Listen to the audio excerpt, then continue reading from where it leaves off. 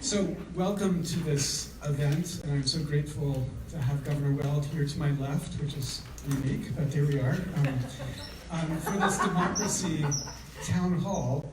My name is Larry Lessig. I'm the founder of Equal Citizens. There's an extraordinary list of people who've helped make this possible, including Open Democracy Action, Equal Citizens, New Hampshire Independent Voters, New Hampshire Labor News, Fair Vote, New Hampshire Ranked Choice Voting, Fix It America, we're only halfway through here, the Committee for Ranked Choice Voting, New Hampshire Voters Restoring Democracy, Stampede, American Promise, UU Action of New Hampshire, Fair Vote, Take Back Our Republic, whose founder is also here, John Putner. It's wonderful to see you here, John. Protect Democracy and Common Cause. So everybody sent at least one person, which is why we have so many people. Yes, that's right. It is such an honor to be able to have this conversation with Governor Weld. I was told that I was supposed to pass it to him to introduce himself. That felt like they were either dissing me or dissing him. I didn't know which it was. So I'm not going to allow you complete freedom to introduce yourself. I want to set it up a bit and then ask you to add to what I might have missed. You know, I've known of Governor Weld for a long time just because I teach at this law school down south, where he graduated. That's in Cambridge. But Governor Weld has been important not just to the law school, but to the law and to our democracy. So I want to think about three stages in that fight. The first was Governor Weld as the anti-corruption fighter. So he left law school and went to work with Hillary Rodham on the committee that was impeaching President Nixon.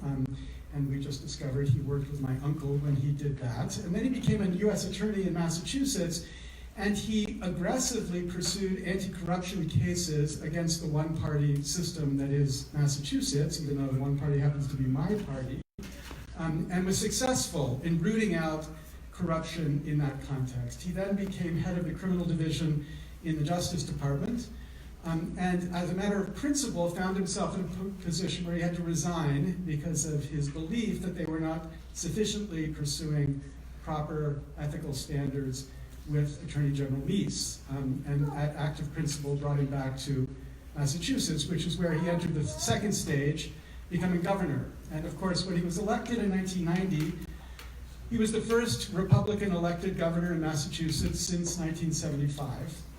He was reelected with 71% of the vote, which made him the victor of the largest lopsided victory in the history of Massachusetts for governor.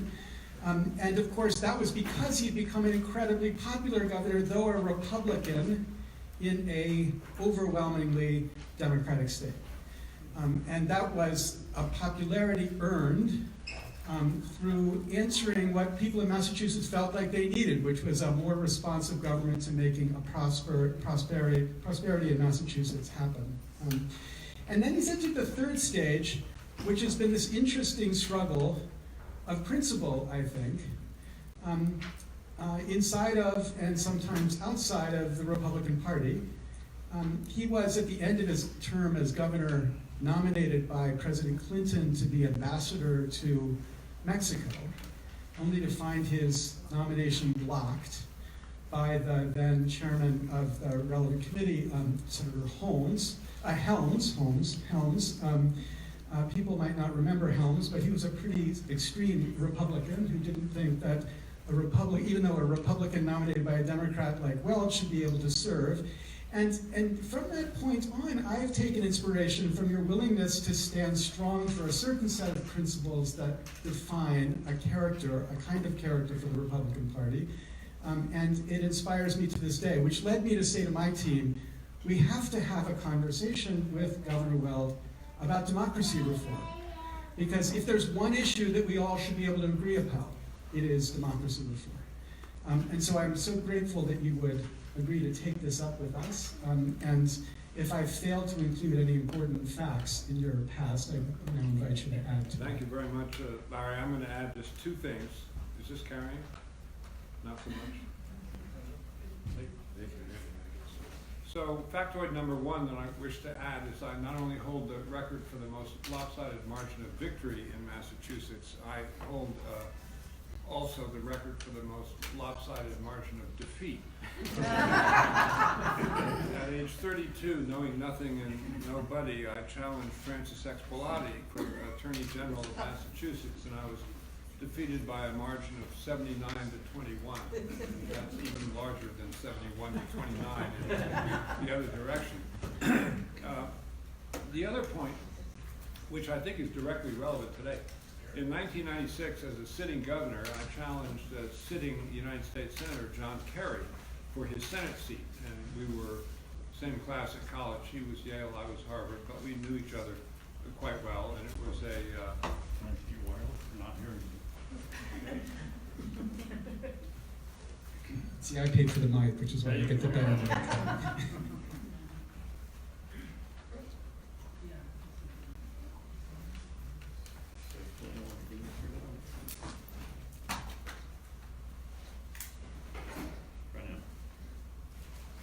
So anyway, Senator Kerry and I were both at the height of our powers, 75% favorability, and we started off, and it was the marquee Senate race of that year.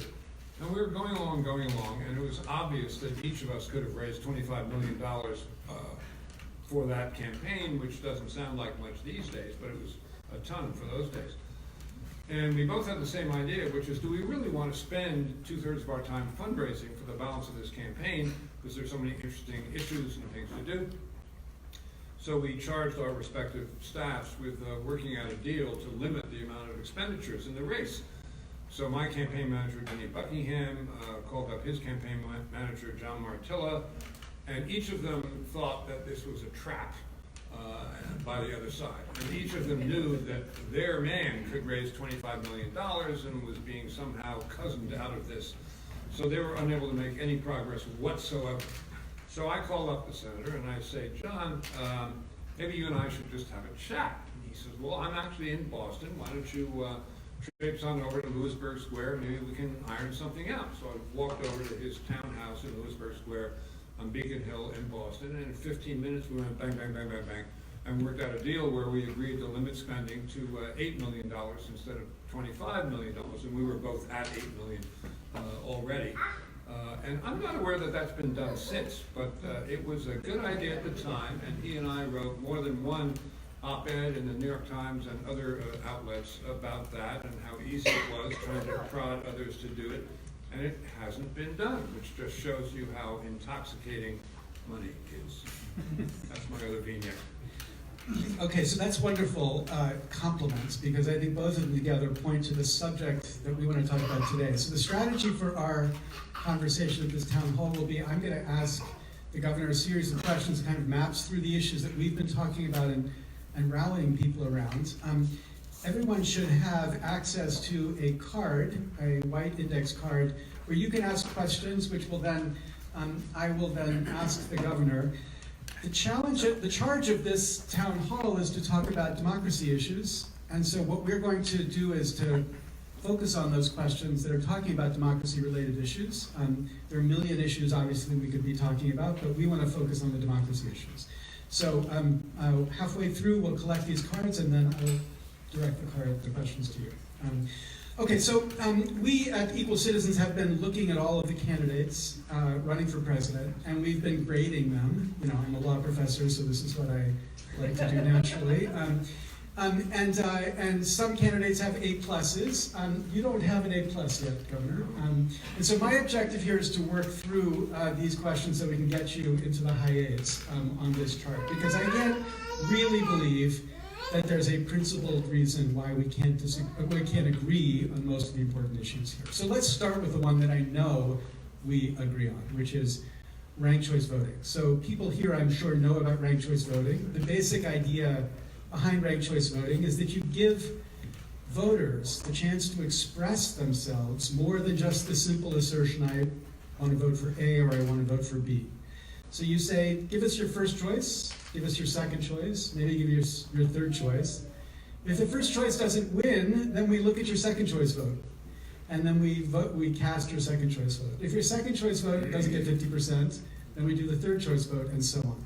So Maine has adopted this for the 2020 presidential election, which means if there are third-party candidates, or two third-party candidates, as some people worry, then your first vote can go for that third-party candidate, and then if that third-party candidate doesn't win, the second vote goes to the second place voter. You've been supporting something like this for a long time. Yes, I've voted in Cambridge, Mass. for 25 years, and they have something called proportional representation, which is very similar. And it was dispositive in many elections. There was a 9-member city council in Cambridge, and there were 4 hidebound conservatives and 4 ultra-liberals and a swing vote. And I remember voting for my friend and neighbor Alice Wolfe and then a bunch of the conservatives, and you really could have an impact there. And there's also bullet voting was important there. You vote for just one person if you want to maximize the impact of that vote. I campaigned long and hard in the great state of Maine in 2016 for equal choice voting because I was on the libertarian ticket, and I think ranked choice voting rewards intensity, among other things.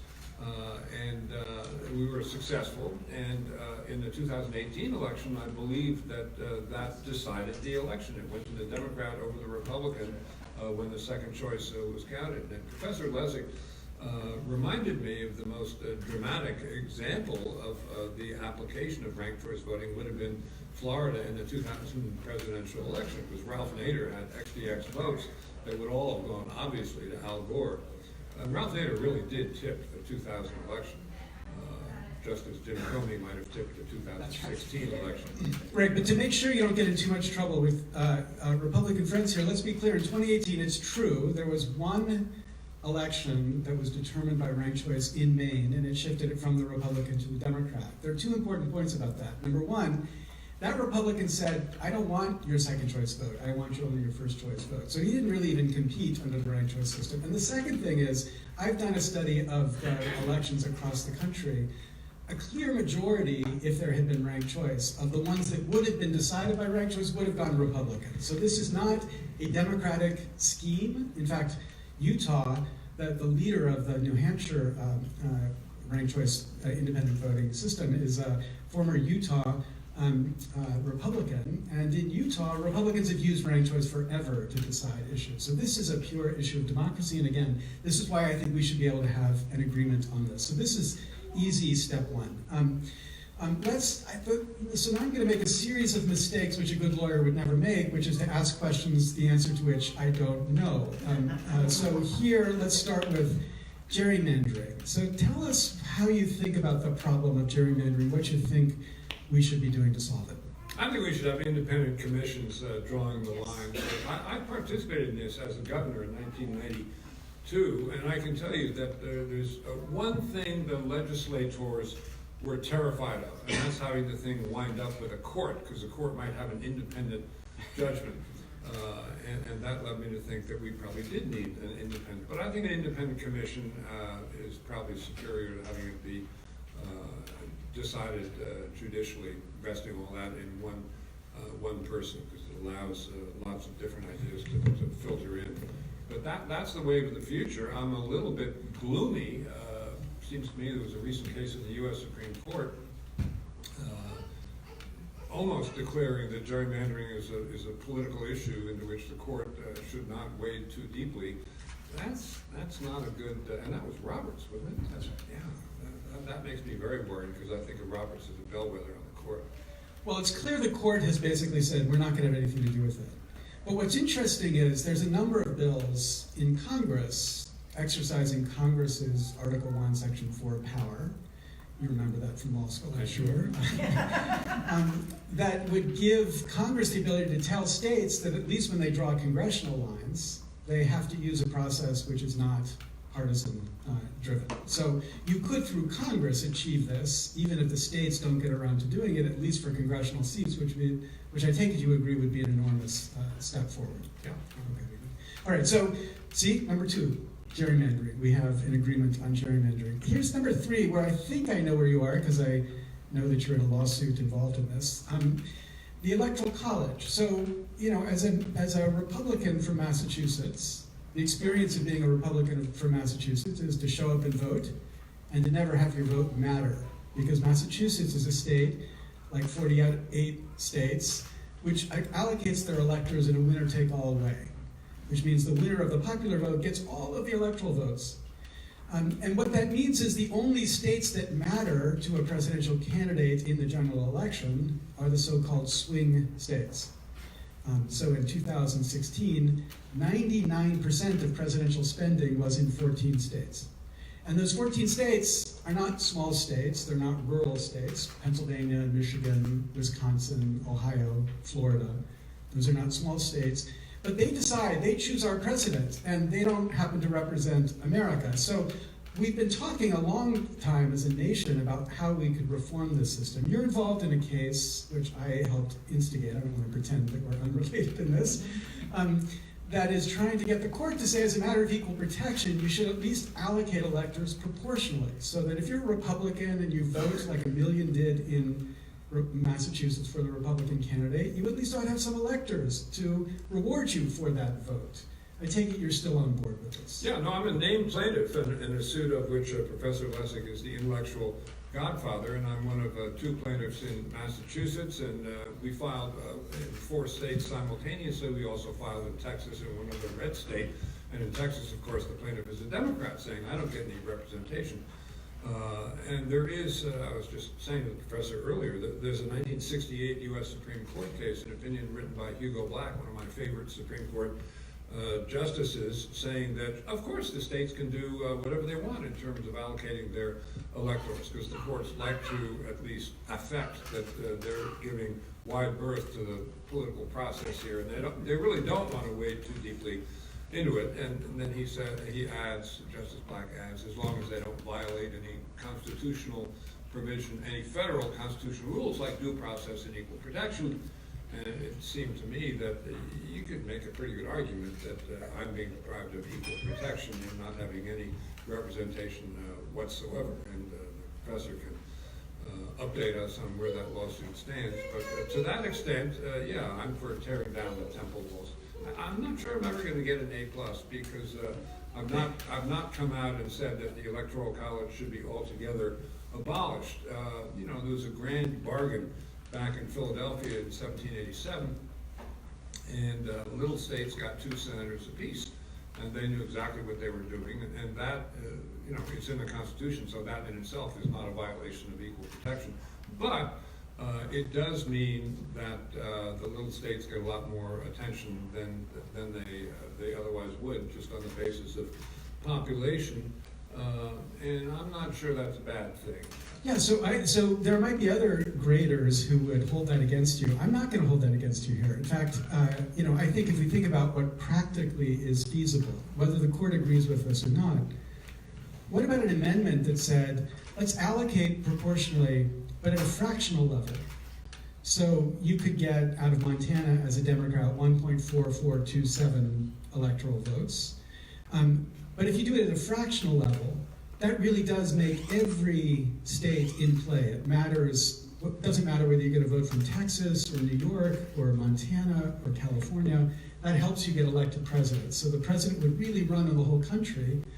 But I would be willing to accept, if we had that as part of the bargain, keeping the number of electors as they are right now. So Montana gets 3 electors, even though the population, I mean, Wyoming gets 3 electors, even though the population of Wyoming shouldn't entitle them to 1 congressional representation because it's like 400,000 or something like that. So, yeah, so that no, would be. I would go with you on that. I think the other reason why I think I'm not going to get an A+ is because I would not be in favor of direct popular election of the president, because then the candidates really are going to go only to New York and California, and nobody will ever go to Montana.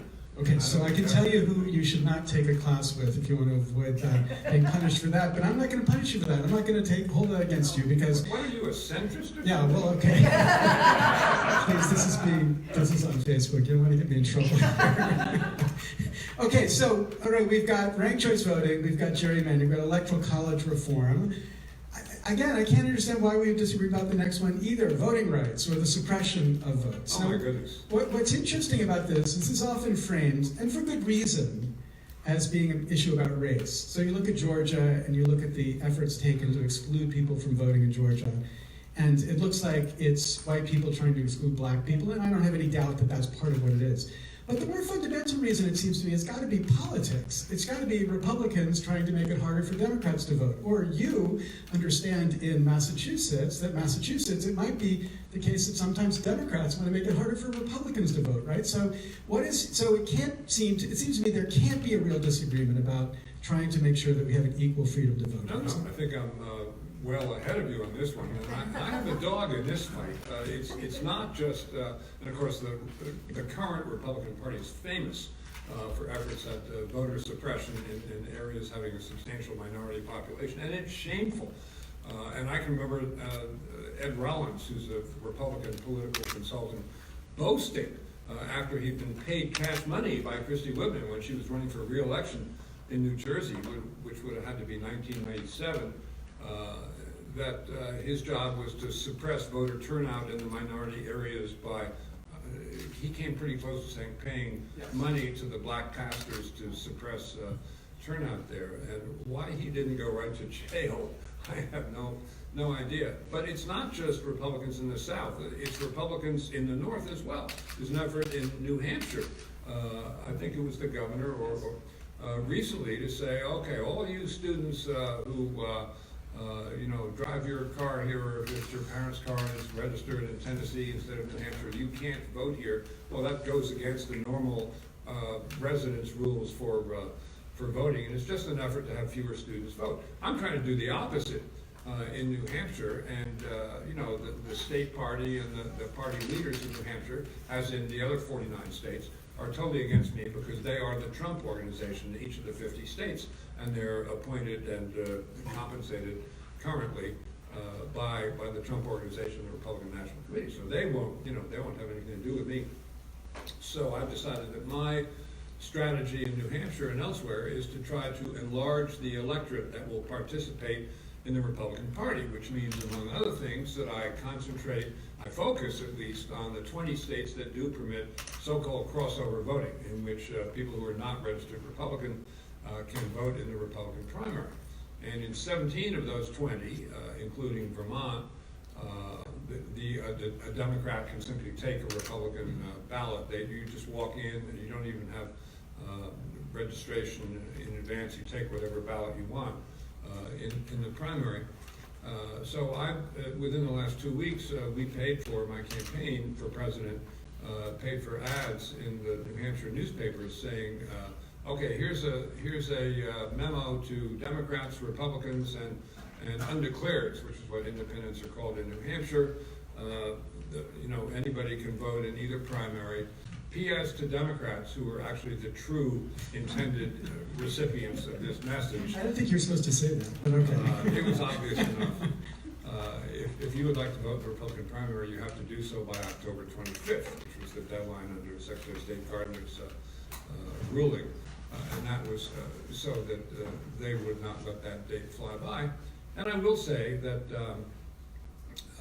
I've gotten in the field great response from Democrats to the notion that if they wanted to go in and cast a vote against Mr. Trump early, that they would know would come out of his pocket, do it for me in the Republican primary, and then you can go back and take a long hot shower and with lots of soap and go back to being a Democrat and vote for the Democrat in the final. Because what I want now is that vote in the primary. And actually, the more liberal the Democrat, the greater the traction. Because they would say, not only is that a great idea, am I going to do it, but everybody in my family's going to do it, and everybody we know, yada, yada, yada. So, enlarging the electorate is at the core of my campaign and the basis for my campaign, to get away from the Republican, we don't want any primaries, we don't want a general election, we want our man to be a monarch.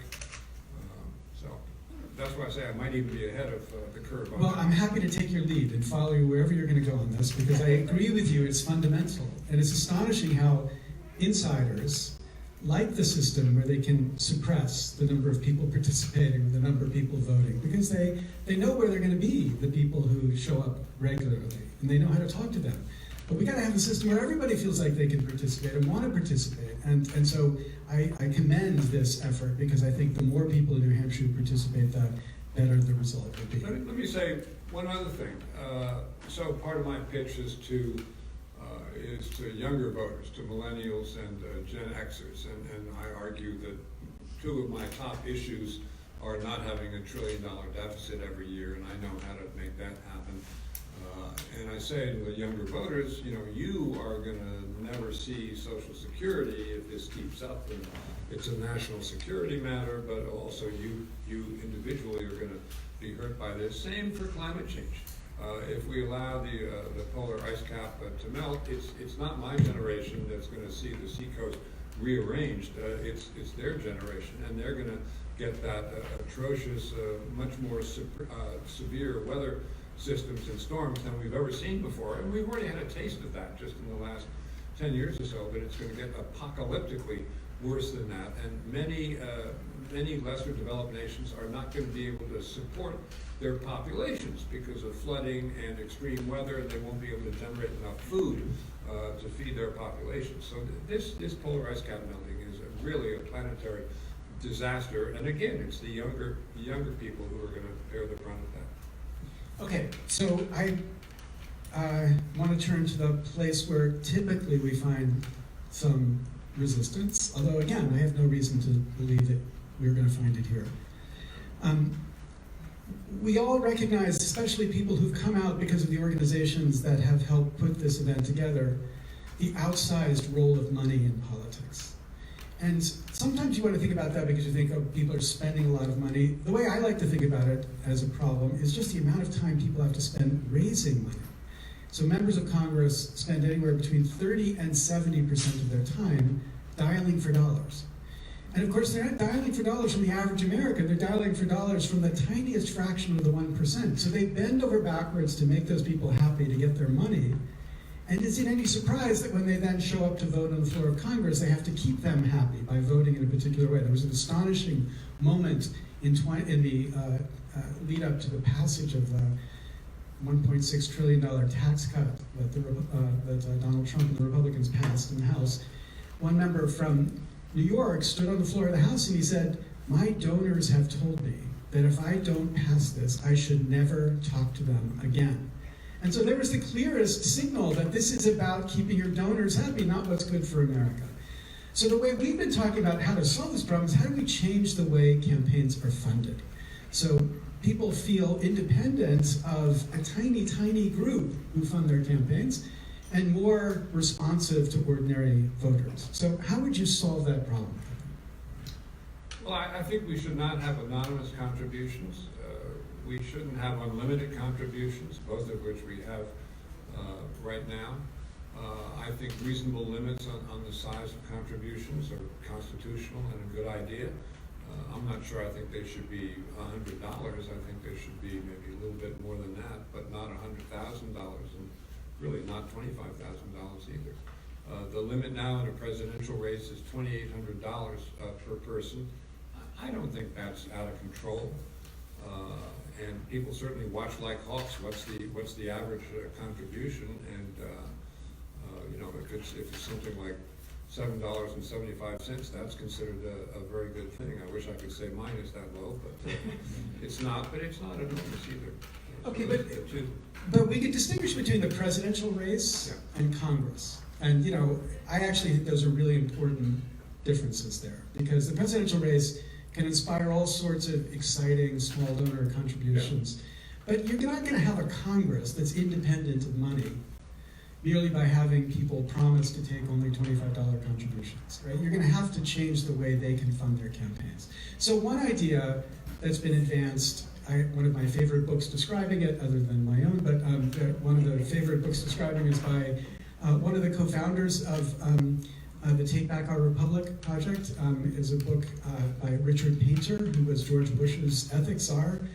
And what he calls for are what he calls democracy vouchers, where everybody gets a voucher that they can use to help fund congressional campaigns. So let's imagine it like the first $100, or he actually says $200. The first $200 of your taxes that you send to the federal government will send back to you in the form of the voucher.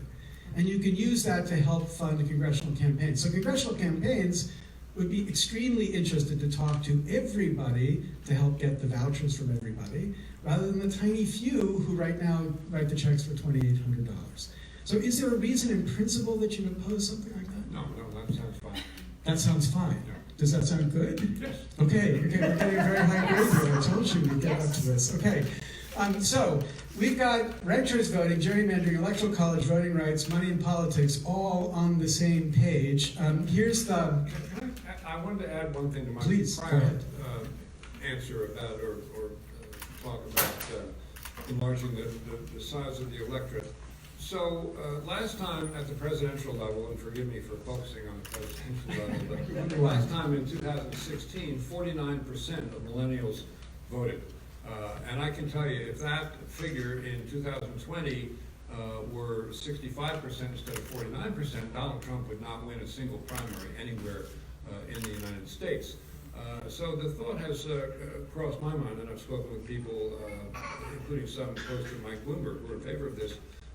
Mobile voting permits people to vote using their cell phone, and the idea is that it already recognizes fingerprint, this phone does, and iris identification. So in terms of security of mobile voting, voting by cell phone, you would take a selfie of yourself in the active voting, date stamp, send it to your voting place. Here's a picture of me voting. It's today, election day, and love Billy.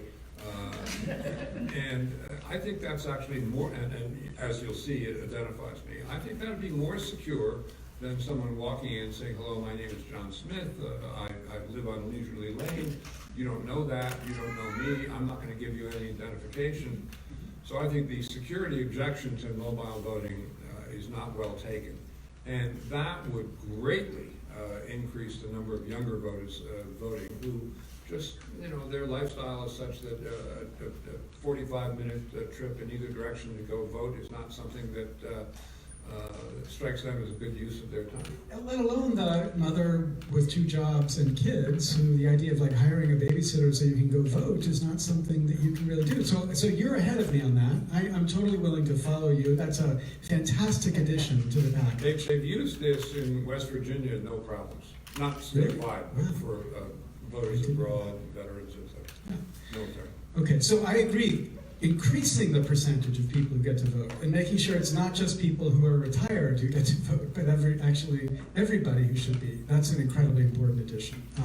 Okay, we've got all of these things that are fundamental parts of agreement. Here's the final push, and then we're going to take questions. So please, is somebody collecting these questions?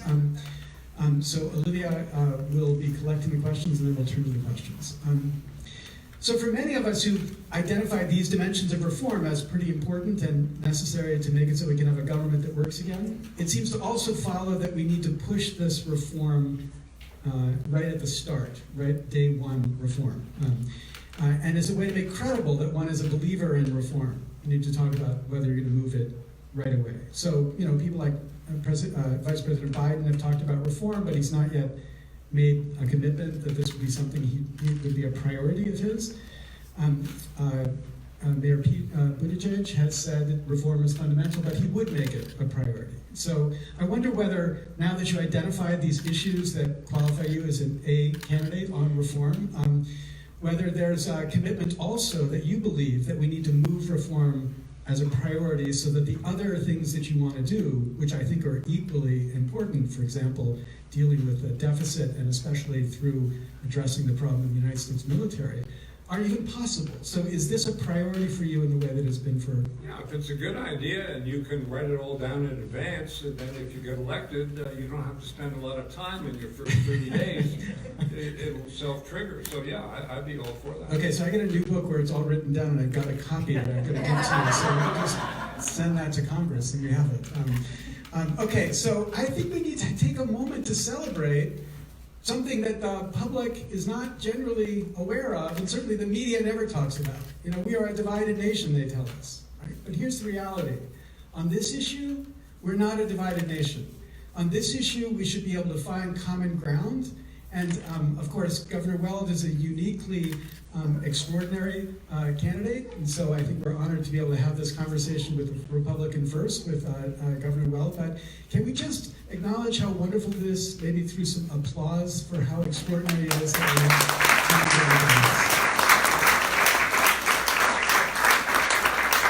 Okay, So with that, we're going to turn to some questions from the audience. Adam. Okay, let's start, and I'm going to order these a little bit. But so somebody wants to dig down a little bit on voting protection. Would you restore the Voting Rights Act, Governor? The Voting Rights Act of 1965? The 65, so in the United States has dealt a pretty significant blow to the Voting Rights Act. And the big push right now is to restore critical parts of the Voting Rights Act to make sure it continues. To where it was. To where it was. Yeah, no, I would do that. I'm not sure I can recite for you every single clause. I'm glad you can't, because I get those students, so they're no fun. Okay, so yes, we will restore. And by the way, you're not going to get everybody in the country agreeing on all this stuff, because there are people in the Republican Party who, if they could restore a poll tax in the South, they'd be delighted to do so. Yeah, but here's the question. Don't you think that among voters, we should be able to get 70%? Ordinary people. Ordinary people, absolutely. So that's where reform has happened. It's from the bottom up. 2018 had more referenda addressing fundamental reform pass in the nation than at any moment in American history, because all Americans are frustrated with this right now. So that's all I'm talking. I don't care about Washington people. That's not the subject. Okay, so how about Jim Crow felon disenfranchisement? So an example of this reform was Florida, which in the last election, 61% of people voted to end disenfranchisement by felons. 61% means that that's a state where no more than 50% voted for a Democrat. So that means that Democrats, Republicans, and Independents voted to end felon disenfranchisement. What's your position on laws like that? Well, I'm fine with felons having the right to vote restored after they paid their debt to society, and I'd be willing to consider for people still serving their sentence, i.e. still incarcerated, different categories of felony, but for violent felonies while still incarcerated, it goes down a little harder for me. Okay, so but once they serve their time. Oh, no problem. Okay. Does your campaign use bundlers? That's an interesting question. No, I wish we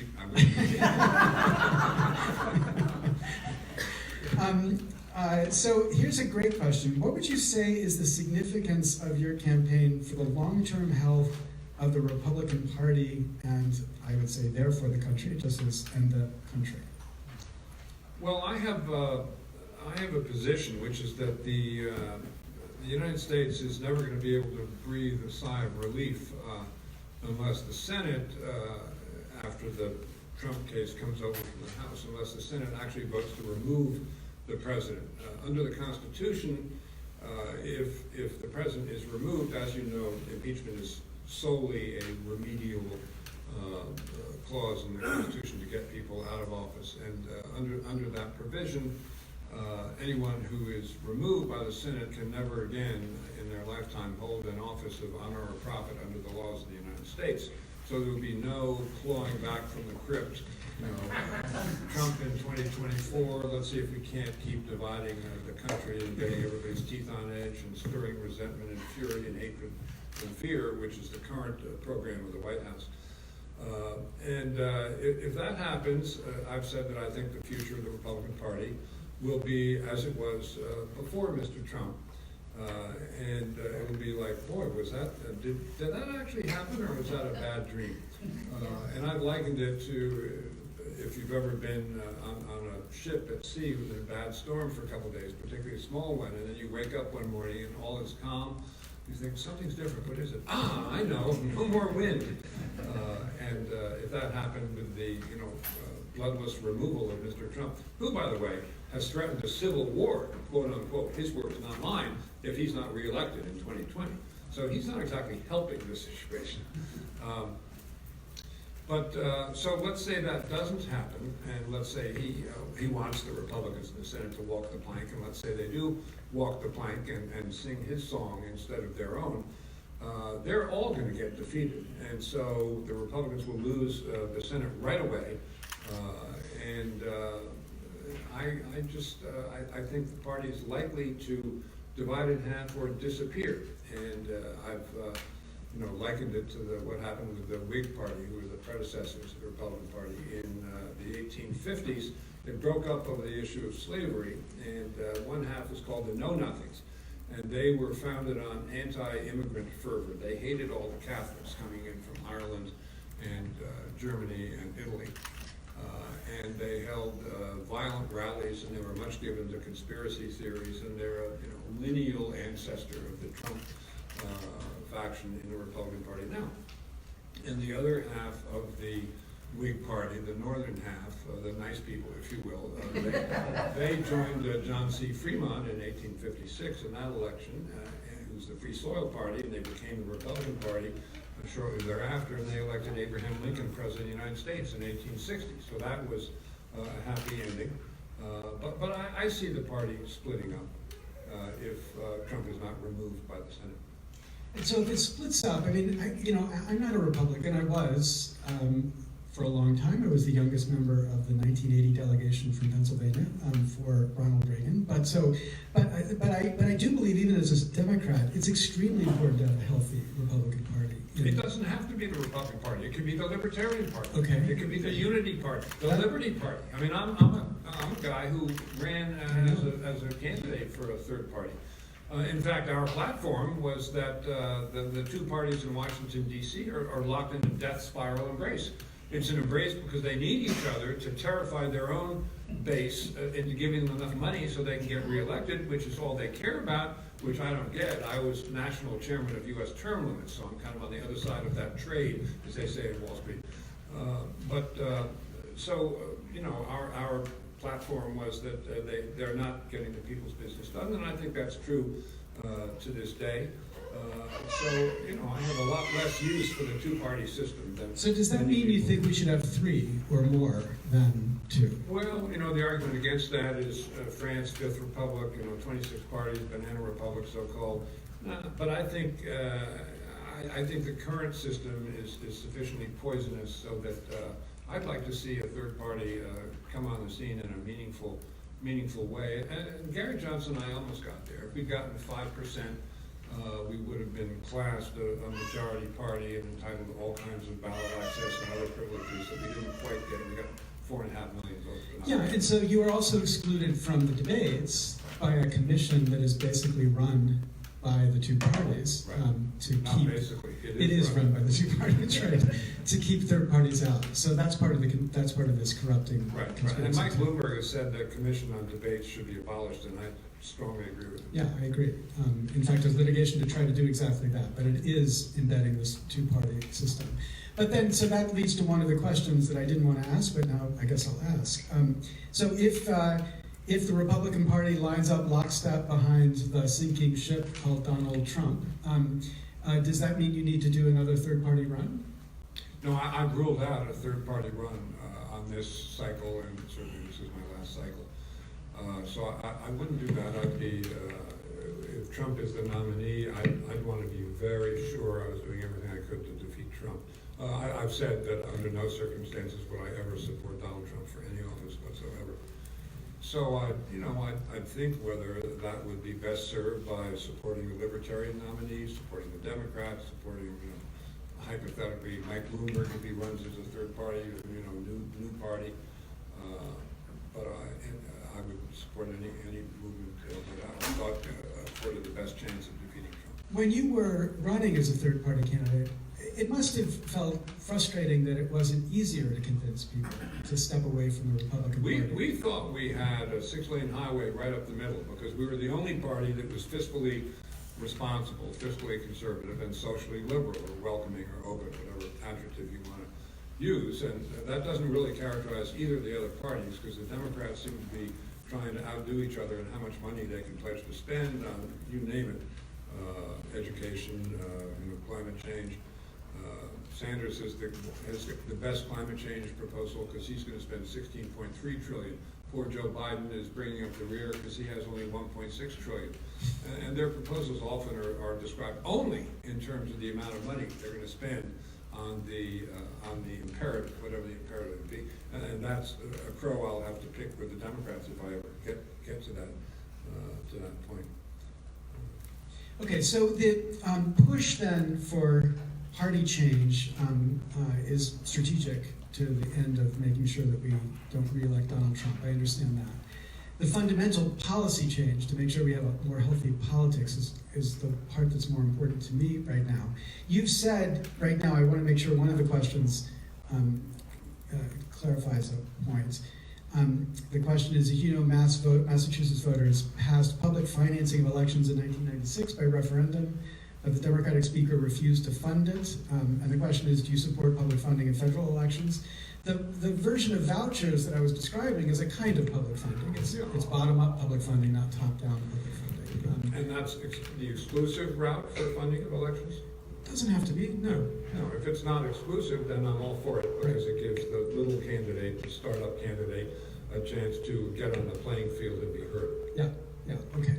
All right, so that you should, yeah, let's kind of move that away. Here's another question. Would you support federal legislation limiting the purging of voters through state systems to purge voters from the voting rolls? Purge on what basis? Well, the system has now identified voters who have not voted enough, or they've identified voters they think are registering in more than one district. And of course, the technologies for doing that are unsurprisingly very crude. So they will look at the first name and last name, and if they match the first name and last names, then they say, you're obviously registering to vote in more than one place, we're going to throw you off everywhere. Or, you know, one example that's talked about in this really wonderful book by Carol Anderson called, well, she's got two of them, I can't remember which book this one's in, but she talks about how, you know, if you've got a name that has a hyphen, and on your registration card you don't use the hyphen, but in your driver's license you do use a hyphen, that's deemed voter fraud, and so therefore you're thrown off there too. So these are all techniques to avoid allowing people to vote. Sounds like from what you said before, you're not for these techniques. No, that's correct. Purge is not a good word. And I can well imagine that in states where they want to limit voting and have voter suppression, they'd have resort to it. Yeah. And then it follows from that, too, that you agree that statements Donald Trump has been making about voter fraud are not supported in Yeah, no, I mean, it's he's setting up for his civil war, for his, the situation is rigged when he loses, if he's on the ballot, and loses the 2020 election. He's already said in a speech on August 15th in New Hampshire, oh my God, in New Hampshire there was just thousands and thousands of fraudulent votes last time. Many, many fraudulent votes. I was robbed, there were lots of fraudulent votes. And what he's setting up to say is all those students who voted against him were voting fraudulently because they should have voted back in Pennsylvania. And Bill Gardner, the Secretary of State in New Hampshire, immediately took to the airwaves and said there was absolutely no evidence of any fraudulent voting whatsoever. But it's just part of his long-running effort to set up his claim that he really should have been elected president, even if he doesn't get there. And you know, it's not a happy day for democracy when we have to start thinking about things, whether we're going to have to rely on the military to keep this guy from usurping the electoral system, even if he loses. Yeah, so I agree. It's outrageous he would have used the reference to the Civil War. But, you know, Obama said about a month ago, if you watch Fox News, you live in a different reality from people who read the New York Times. And, you know, when you begin to think of what that implies, it does evoke this image of the way the world was before the Civil War. I mean, that was a time when, because of press restrictions, people in the South didn't even know what people in the North were saying. People in the North didn't know what people in the South were saying. So that was a time when we lived in two separate worlds, which of course meant that we couldn't even understand the same facts. As opposed to when you were working on the impeachment of President Nixon. The striking thing about the impeachment of President Nixon is that, you know, for all of President Nixon's administration, he is loved by Republicans at about the same number that Donald Trump is loved. Support about 83, 84%. Then beginning 6 months before he resigns, the Republicans and the Democrats in lockstep start not liking him until at the moment he resigns, he's not liked by 50% of Republicans. But they're moving in lockstep because we're all hearing the same story. We're all confronting the same facts. And because we're all confronting the same facts, it's having an effect on all of us. But doesn't it frighten you that we now live in a world where there are Fox viewers who just don't know what anti-Trump people mean? They don't even understand why you wouldn't be for Trump. And those of us who are not for Trump, we can't begin to understand how you'd be for Trump. And that world makes it harder for us to go through something like an impeachment process than when you worked for the House. Isn't that right? That's right, but I think the uneducable, the people who don't have access to any information other than Fox News, I doubt that that's more than 25% of the electorate. And the fact that 51% of the electorate is in favor of the president being removed by the Senate, I was surprised the first time I heard that. And I do think that, let's see what the next few months brings. But if the House moves the matter over to the Senate, then that's going to be massive waves of negative publicity for Mr. Trump that it's going to be hard to drown out. And I wouldn't be surprised if that figure goes from 51% to 59%. And if that happens, the Republicans in the Senate who are going to be voting on the removal question, they're going to look to their own elections next year, and they can't get reelected just by winning the primary. They have to win the general election. And if they say a 60% arrayed against them, they're going to vote to remove the president. Okay, but how many times have you been on Fox News to tell your side of the story? I go on with Judge Napolitano and Neil Cavuto on Fox Business and Fox News recently. I've probably been on a dozen times in this cycle. And on the main, like Tucker Carlson, have you been? Oh, no. Yeah. No, and Sean Hannity used to think I was terrific when I first got elected because my name wasn't Michael S. Dukakis. He was then a Boston reporter. But no, there's not a lot of overlap there. But do you think it's important that you create it? Should we begin saying to Fox News that they have a duty to the public to at least give their viewers a view of what another Republican looks like? Fine with me. Okay, you want to vote with mobile devices. Here's a great question. What about the paper trail? Do we have to worry about making sure there's a paper trail backup of something like that? No, I think it would be an electronic backup, wouldn't it? And you trust the electronic backup of the Russian hackers that we've... Well, yeah, no, that's a problem. The Russians got into the system in Illinois, I believe, in 2016. So, no, we have to do a lot more. I mean, I think our grid is somewhat at risk to cyber attack, and that's an entirely separate issue, and one that's the technicalities of which are way over my head. But we have to do a lot more defense in cybersecurity than we are doing, and that would be the electoral system as well as, of course, the grid and our infrastructure. And actually, defense and cybersecurity is offense. You have to make it more painful for the other side to acquire this information than it's worth to them. So here's a simple paper backup for your idea.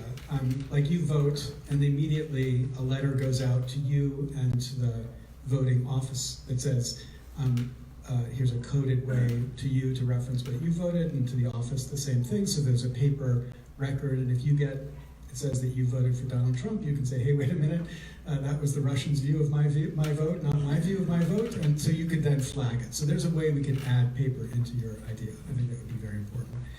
What about voting at the age of 16, given you want so many young people to be in this election? 18.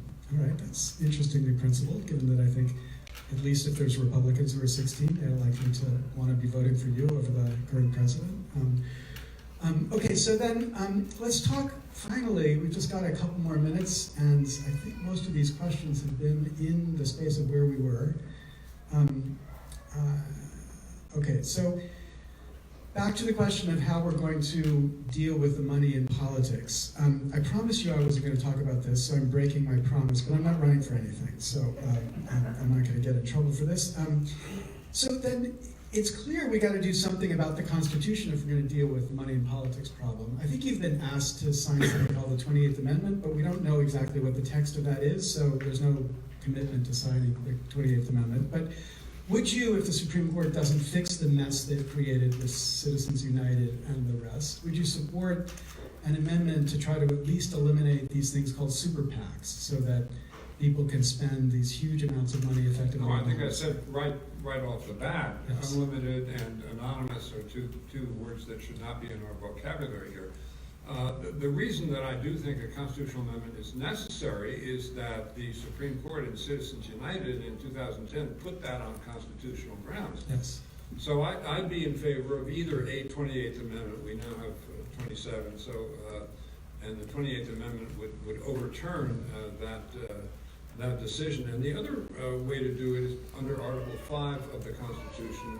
Instead of having 3/4 of the states ratify a constitutional amendment, you can call a constitutional convention.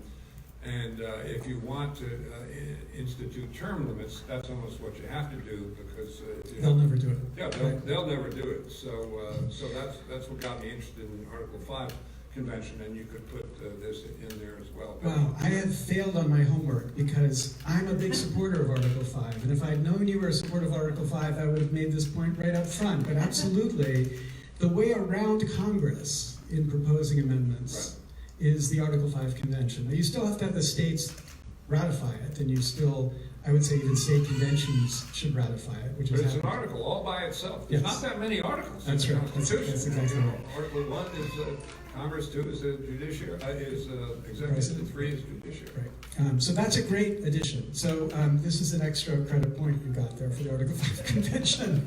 So I'm extremely excited that I don't think we have any fundamental disagreements here. And I am grateful for the questions from the audience, which I think brought out the full contours of the agreement about fundamental reform. And so thank you so much, Olivia, for helping to organize this, and Governor for Thank you showing all. up. Thank you all. Good job.